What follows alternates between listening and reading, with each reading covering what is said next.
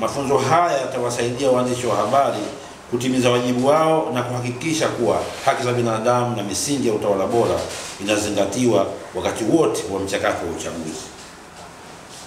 Katika kipindi hiki cha uchaguzi, waandishi wa habari wana wajibu wa kujiepusha na migogoro isiyo ya lazima.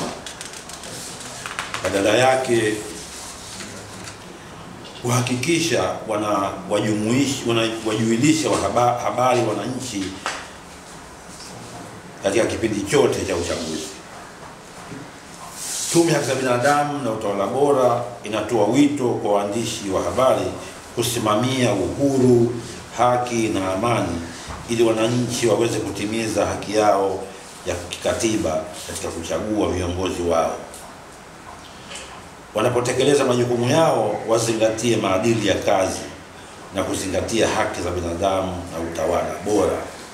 Sisi hapa tunashukuru mpaka muda huu vyombo vyetu tunafuata miko, tunafuata nini, lakini tukaona kutokana na unyeti wa uchaguzi basi tuitane kidogo, tukumbushane unyeti huo, na kwamba unyeti huu unatokana na kwamba mara nyingi katika kipindi cha uchaguzi kunakuwa na hamasa au kunakuwa na mihemko. Sasa wakati mwingine ile mihemko inaweza ikasababisha kutokea kwa matukio ambayo katika hali za kawaida si rahisi kutokezea.